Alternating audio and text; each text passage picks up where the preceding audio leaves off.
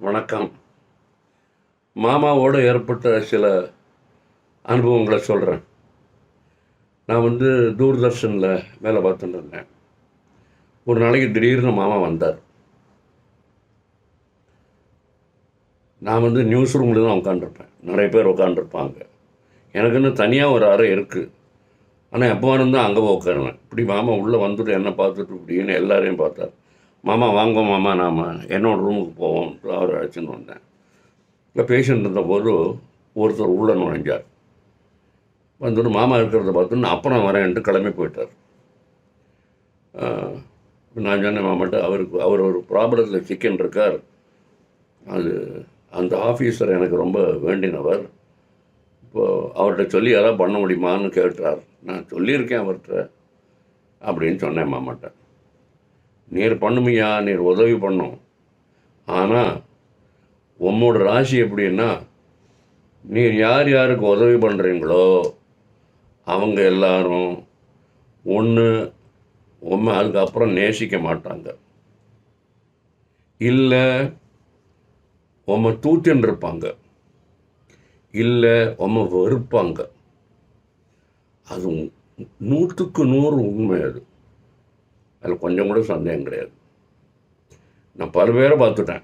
நான் விழுந்து உதவி பண்ணுவேன். அவங்க வெளிநாட்டிலலாம், ஜெர்மனியில் அங்கங்கெல்லாம் இருக்கிறவங்கெல்லாம் இருக்காங்க நிறைய பேர். அவங்க இந்த ஊருக்கு வருவாங்க. என்னை பற்றி அவங்க கவலையே பட மாட்டாங்க. மாமா ஆனால் இன்னொன்று சொன்னார், அதுக்காக நீங்கள் உதவி பண்ணுறத நிப்பாட்டாதீங்க. You continue to help others to the extent possible by you. அதை மட்டும் நீங்கள் நிறுத்தாதீங்க, நீங்கள் பண்ணிட்டுருங்க. ஆனால் அவங்க இதுதான் பண்ணுவாங்கங்கிறது உங்களுக்கு தெரியணும், அதுக்கப்புறம் நீங்கள் பண்ணுங்கன்னார். ஒருத்தரை பார்த்த மாத்திரத்தில் மாமா எடை போட்டுருவார். இன்னொரு சம்பவம் சொல்கிறேன். நான் குருநாதரோட பூஜை ரூமில் உட்காந்துருக்கேன். 2 பேர் வந்தாங்க. ஒருத்தர் மாமாவோட பரிவாரத்தை சேர்ந்தவர், ஒருத்தர் புதுமுகம். இந்த பரிவாரத்தை சேர்ந்தவர் ஏன்னு வச்சுங்க, புதுமுகத்தை பின்னு சொல்கிறேன். ஏ சொன்னார், இவர் ரொம்ப நல்லவர். அவர் பேங்க்கில் வேலை பார்த்துட்டு இருந்தார். திடீர்னு அவரை டிஸ்மிஸ் பண்ணிட்டாங்க பேங்க்லேருந்து. அவருக்கு ஏதாவது ஒரு வேலை கிடைக்கணும். குடும்பம் வேறு இருக்குது அவருக்கு. இப்போ வயசு 40 ஆகுது. வேறு எங்கேயும் அவருக்கு வேலை கிடைக்காது. என்னையா உனக்கு ஏதாவது தெரியுமா யாரையாவது? சரி மாமா, ஒருத்தர் இப்போ புதுசாக ஆரம்பிச்சிருக்கார் ஒரு கம்பெனி. நான் வேணா அவர்கிட்ட சொல்லி பார்க்குறேன். அவர் எனக்கு ரொம்ப நல்ல நண்பர் தான். கொஞ்ச நாள் பேசிட்டு இருந்துட்டு அவங்க 2 பேரும் வெளியே போயிட்டாங்க. நான் வழக்கம் போல் மாமாட்டே உட்காந்துருந்தேன். அவங்க போனதுக்கப்புறம் மாமா என்கிட்ட சொன்னார், இதை பாருங்கள், இப்போ வந்தார் ஒரு புதுமுகம், அவரை நீங்கள் யாருக்கு ரெக்கமெண்ட் பண்ணாலும் ஒரு விஷயத்தை மறக்காமல் சொல்லணும். இவர்கிட்ட பணம் ஹேண்டில் பண்ணக்கூடிய வேலை எதுவும் கொடுக்கக்கூடாது. அது சொல்லிவிட்டு நீங்கள் பண்ணுங்க. நான் அப்படியே போய் அந்த நண்பர்கிட்ட போய் இவரை அழைச்சிட்டு போய் சொல்லிவிட்டு, இந்த பணம் சம்மந்தப்பட்ட இது மட்டும் அவருக்கு வேலையை கொடுக்காதீங்க, மற்றபடி என்ன வேலை வேணால் கொடுங்க, அவர் பண்ணுவார் அப்படின்னு சொல்லிட்டேன். அவர் இருந்தார். ஒரு 3 மாதம் 4 மாதம் ஆச்சு. ஒரு நாளைக்கு இவர் ரொம்ப நம்பகமாக அவர் வேலை பார்ப்பார். ரொம்ப சின்சியர் மேன். டைமை பற்றியெல்லாம் கூட கவலைப்பட மாட்டார். அவர் அவர் கையில் ஒரு 3 லட்சம் ரூபா கொடுத்து பேங்க்கில் போட சொல்லி அனுப்பிச்சார் அவர். அவ்வளோதான். அப்புறம் அவர் ஆளை காணும். அதுக்கப்புறம் ரொம்ப நாளைக்கு அப்புறம், ஒரு 6 மாதத்துக்கு அப்புறம், ஒரு நாளைக்கு அப்புறம் நான் ஈவினிங் பேப்பரும் வாங்குவேன். ஒரு தமிழ் ஈவினிங் பேப்பர் வாங்கி பார்த்தபோது இவருடைய படத்தை போட்டு, இவர் யாருடையோ ஒரு இந்த கார்டு இருக்குமே, கிரெடிட் கார்டு மாதிரி ஒரு கார்டு அப்போ இருக்கும் அந்த காலத்தில். அந்த கார்டை யூஸ் பண்ணி ஒரு 10 கடையில் போய் சாமான் கடை வாங்கியிருக்கார். 11 பாரிஸ்காரனில் 11வது கடை ஆசாமி இவர் மேலே கொஞ்சம் சந்தேகப்பட்டார். செத்து இருங்கன்ட்டு உள்ளே போய் போலீஸுக்கு ஃபோன் பண்ணி வரவழைச்சி இவரை பார்த்தாக்கா, அந்த கார்டு போலியானது, யார்கிட்டோ திருடின்னு வந்த கார்டு அது. அதுலேருந்து கிட்டத்தட்ட இது வரைக்கும் அவர் 4 லட்சம் ரூபாய் எல்லா கடைகளில் ஏமாற்றிட்டார். இதுதான் இவர் மாமாவுக்கு பார்த்த மாத்திரத்தில் மாமாவுக்கு தெரியும் அவர் எப்படிப்பட்டவர் அப்படின்னு. இன்னொரு நாளைக்கு நாங்கள் இந்திரா நகரில் இருந்த போது மாமா வந்தார். ஒருத்தர் வாசலில் உட்காண்டிருந்தார்.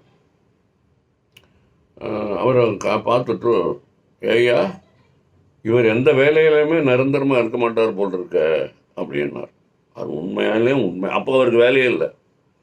அவருக்கு நான் எங்கே வேலை வாங்கி கொடுத்தாலும் 2 நாள் இருப்பார், 3ஆவது நாள் நின்றுடுவார்.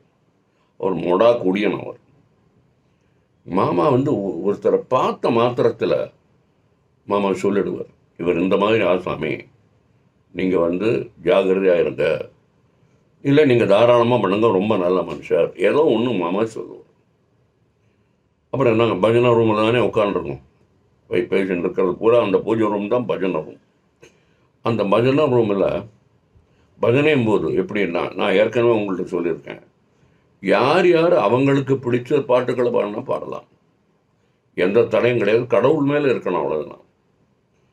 ஒரு நண்பர், பஜனைக்கு வரக்கூடியவர், பெரியவர், ரொம்ப நல்லா பாடுறவர், அவர் கண்ணதாசன் பாட்டெல்லாம் கூட பாடுவார். இப்போ அந்த மாதிரி ஒரு பாட்டை கேட்போம்.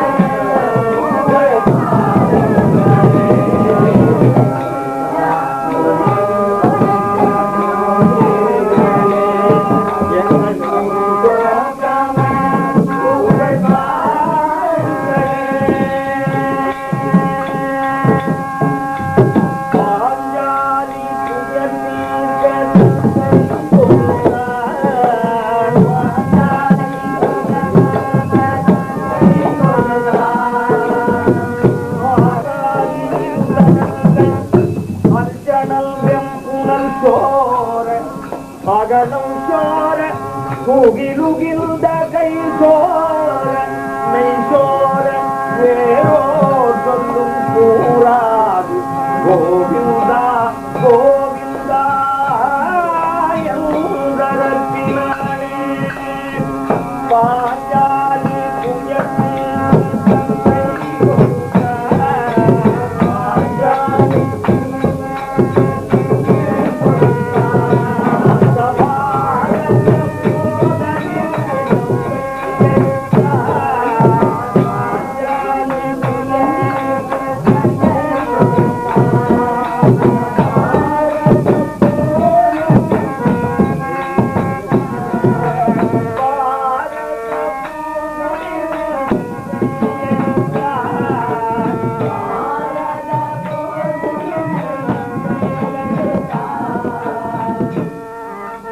பாண்டவர்க்கு உரிமையுள்ள